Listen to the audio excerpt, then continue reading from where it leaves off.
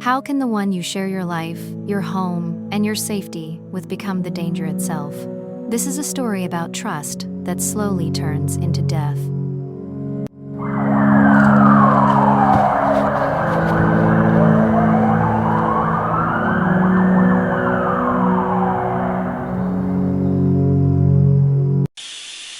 In New Jersey, Shanann Catherine Rusek was born on January 10, 1984, to Frank and Sandy Zuzek, and was raised alongside her only brother, Frankie Zuzek Jr., within a close-knit family that sanctified hard work and material success. Since her adolescence, Shanann was a firecracker who accepted nothing less than excellence.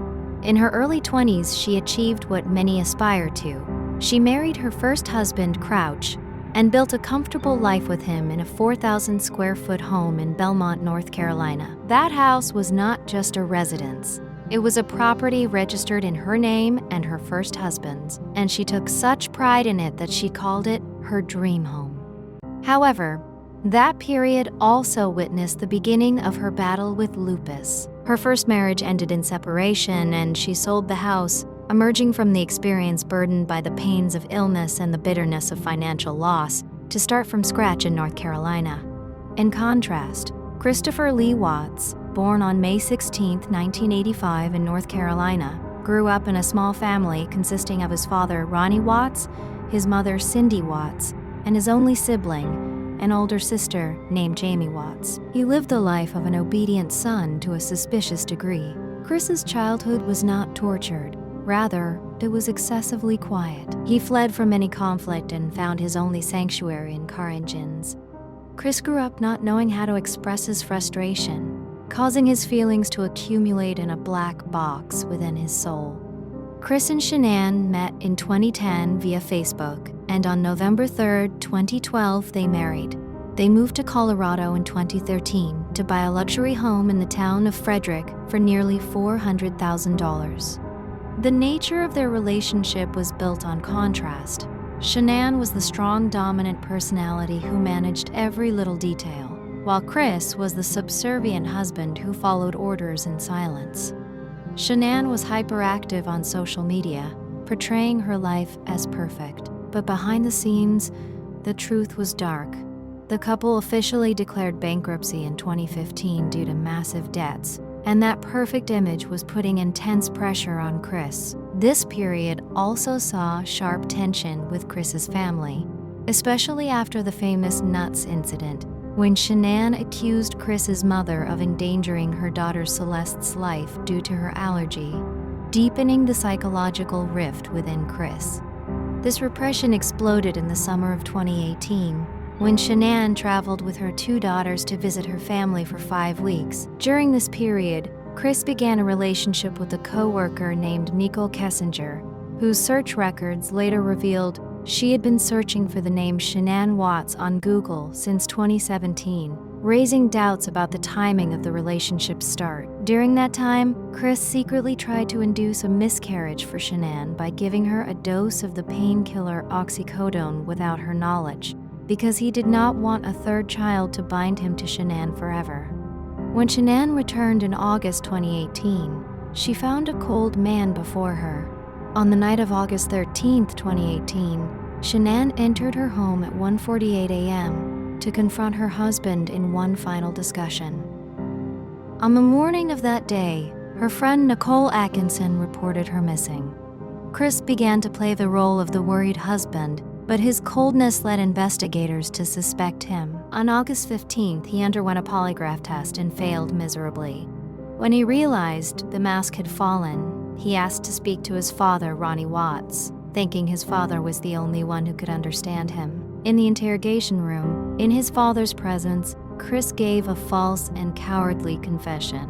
He claimed he killed Shanann in a fit of rage after seeing her via the baby monitor strangling their two daughters in revenge for his request for separation. This narrative was a desperate attempt to blame the victim and appear as a grieving father in front of his own father. Under the pressure of this confession, Chris led the police to the site of Survey 319, an oil field where he worked. There, investigators discovered Shanann's body buried in a shallow grave, while Bella and Celeste were each found inside one of the two massive crude oil tanks. Investigators confronted Chris with undeniable evidence, including his phone records that revealed his planning for a new life and autopsy results that demolished his false narrative. In November 2018, the mask fell completely.